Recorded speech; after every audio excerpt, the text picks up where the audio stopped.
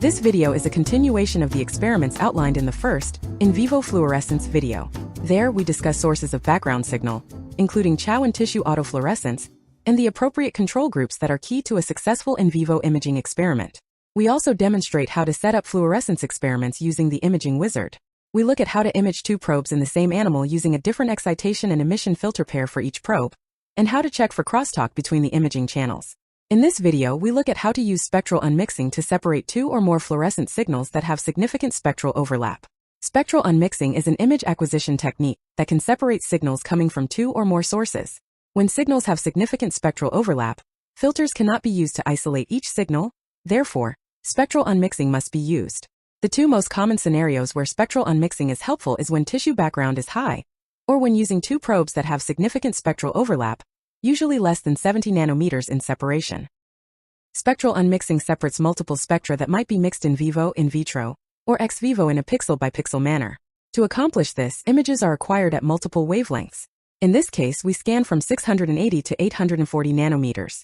Pixels from the acquired images are mapped and grouped based on their spectral profile or signature. These grouped pixels are then separated into individual components so that accurate quantitation can be performed. This imaging approach can improve fluorescence imaging outcomes, firstly, by increasing signal-to-noise ratios, thus allowing detection of lower intensity sources. Tissue autofluorescence has a defined spectral signature and can be unmixed from probes, effectively resulting in background subtraction. After background removal, detection of signals that were previously masked by autofluorescence is now possible, since the signal-to-noise ratios have been improved. In this case, 3 concentrations of subcutaneous doxorubicin, a fluorescent molecule, were not visible when monochromatic or single filter pair imaging was performed. The signal-to-noise ratio was at or below 1. Spectral unmixing removed background, increased signal-to-noise, and allowed visualization and detection of the probe. Removal of background also improves quantitation. Here, probe concentration versus intensity is plotted. When the background is removed, there is more linear correlation between concentration and probe intensity. Lastly, spectral unmixing can help resolve signal from probes with overlapping excitation and emission curves. Spectral unmixing can accurately determine and separate the percentage of a pixel's intensity into spectral components, allowing for accurate quantitation and multiplexing, even into the near-infrared. Even small shifts can be detected, as shown here. 5 near-infrared probes were separated and independently displayed. Let's move on to the experimental design of our second in vivo fluorescence imaging study. In the previous study, we imaged 2 probes with 70 nanometer separation in their emission spectra. We had a 680 and a 750 nanometer probe. Here we will image 2 probes that emit at much closer wavelengths.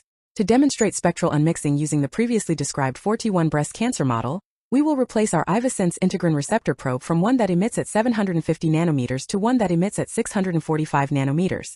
Now, there is only 35 nanometers in separation between the probes and much greater spectral overlap. The vertical bars represent the optimal bandpass filters for each probe. It will not be possible to use bandpass filters to capture the light from one probe without also capturing light from the other probe, given their high degree of overlap.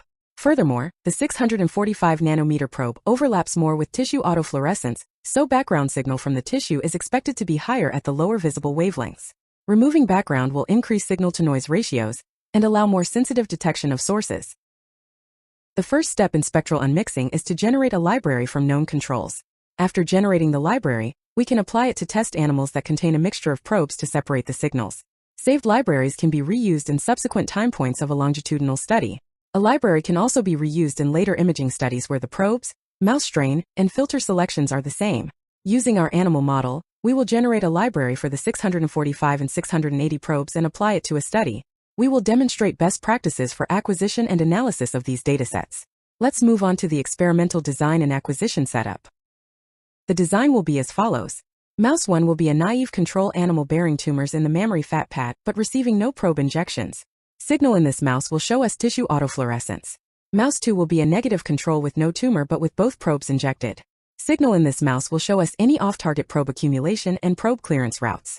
Mouse 3 will be a positive control. The mouse has tumors and is injected with only the IVIS pancathepsin 680 probe. Mouse 4 will also be a positive control. The mouse has tumors and is injected with only the IVIS integrin receptor 645 probe. Mouse 5 is our last positive control. The mouse has tumors and is injected with both probes. We will inject these agents into our mice intravenously through the tail vein and image fluorescent activity at 24 hours post-injection following the recommendations in the probe datasheets. After the recommended 24-hour wait, follow the procedures for software launch, anesthesia setup, and instrument initialization as described in our previous videos. Anesthetize all 5 animals and then transfer them to the heated stage in the IVIS. Select the Imaging Wizard in the control panel. Choose Fluorescence, Spectral Unmixing, Epi-illumination, and then click Next. As a default, the wizard will set up acquisitions for 1 probe. To add a second probe, click the Add button on the right-hand side of the window. If your probes are pre-programmed in the software, you can choose them from the drop-down menu. If not, you can manually enter the input excitation and emission maxima, and the software will choose the appropriate filters for you. Click Next. Complete the last window of the wizard to include your imaging subject, auto or manual acquisition settings, and your desired field of view. Then click Next. The sequence editor will open and each filter pair selected will represent 1 image in the sequence. In this example, 12 images will be captured sequentially. Click Acquire Sequence. Label your images appropriately. Once the instrument has finished acquisition, the status light on the outside of the instrument will turn green. Remove the animals from the instrument and return them to their cages. Using this acquired dataset, we will now generate our spectral libraries. It is often useful to see the excitation and emission filters used for each image. To display the filters on top of the images, click the Options button, then select Display and Excitation and Emission Filters.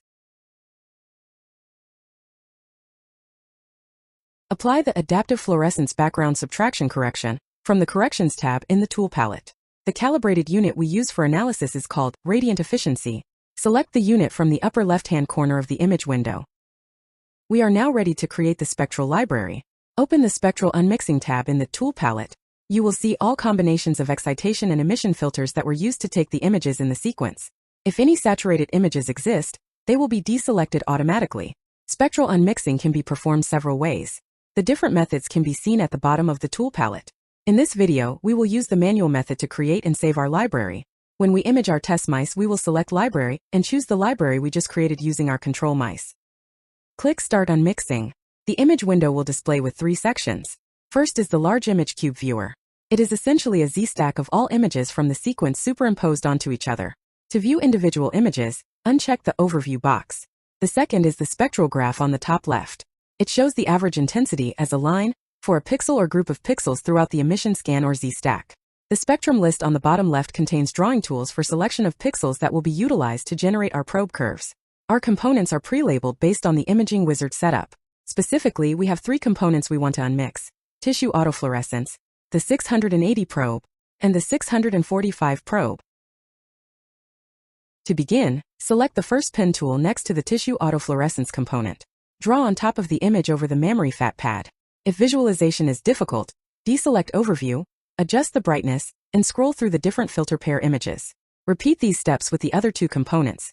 Find the location on the image where each probe is emitting light and draw over the light emission using the pen tool.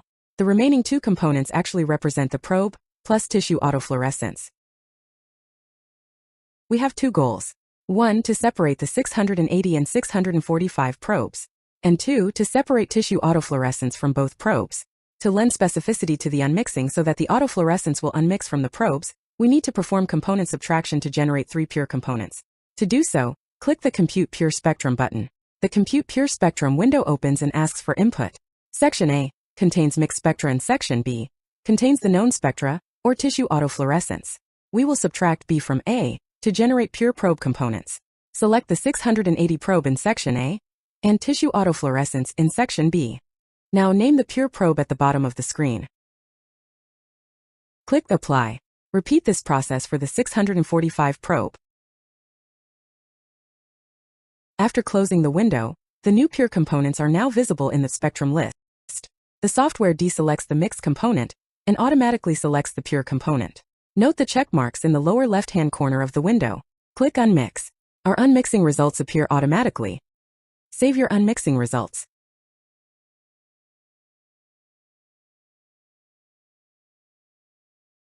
After the images are saved and you visually determine the unmixing was successful, save the library by clicking the floppy disk icon. Add an appropriate name and click Save. The library you just saved can be used for any imaging experiment that uses the same mouse strain, probes, and filter selections. You will be presented with both quantitative and qualitative output. For quantitation, the three unmixed components are represented with color maps in the first three windows. There is one image for each pure component. The final window is a composite that includes all three individual components superimposed. Each is pseudocolored based on the selection in the spectrum list area. To adjust the visualization of the composite image, double-click on the image. The brightness, min and max, and color can all be adjusted at the bottom. This view blends pixel intensities, so any pixels that contain a mixture of components will be blended colors. You can copy and paste this image using the Copy tab.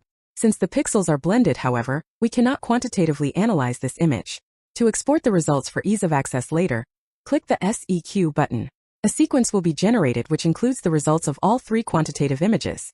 Click File and Save As to store the unmixed images. Data from longitudinal studies can be easily loaded together from the browser.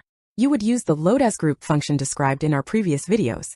Analysis on the unmixed images, including drawing ROIs and quantifying results, can be performed as with any other fluorescent image. We will load pre-saved ROIs from the ROI Tools tab. To display the measurements, select the Measure ROIs button. Copy and paste the data into Excel.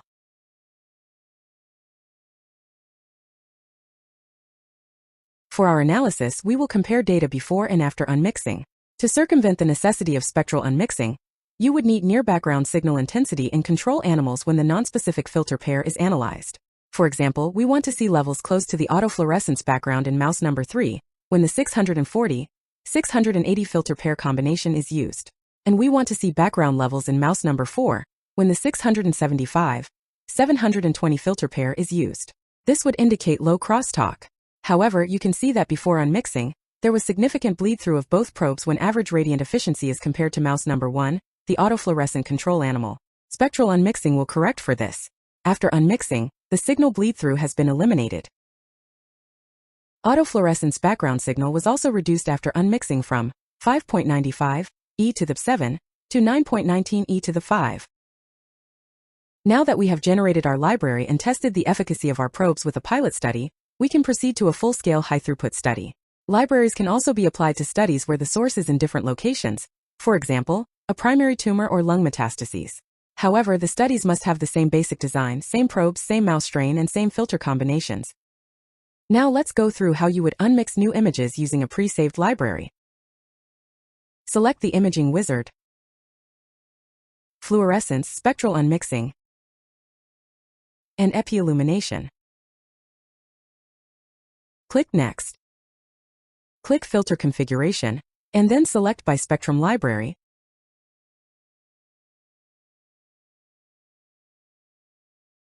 Choose your library and click Open. This will automatically load the filter selections from the previously generated library.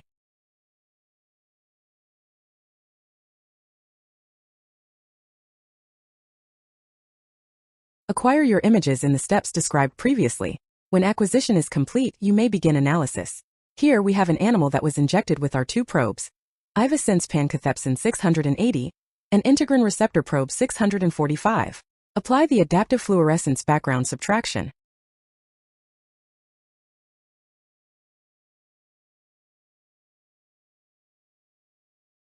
Confirm the units are in radiant efficiency for analysis.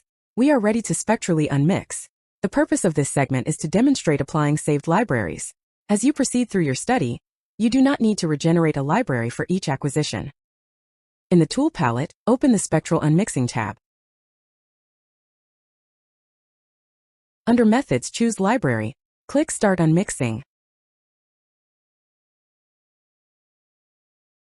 Select your saved library from the pop-up window that appears. On the bottom left will appear additional information about the library. On the bottom right, choose the components you wish to unmix by checking the box next to the component. Pure components will be selected by default. Select Apply. The results will display as previously described. 1 composite and 3 images for quantitation. The quantitation of spectrally unmixed data facilitates estimation of molecular activity within our tumor, even with narrowly separated probes.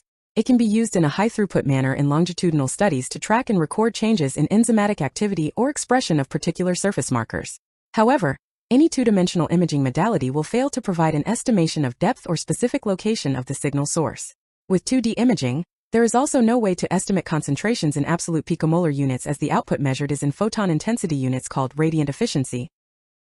If these results are required, We must perform 3D tomographic reconstructions to correct for tissue absorption and scattering at depth in mammalian tissue. Please proceed to the next video in the series to learn more. Thank you for watching.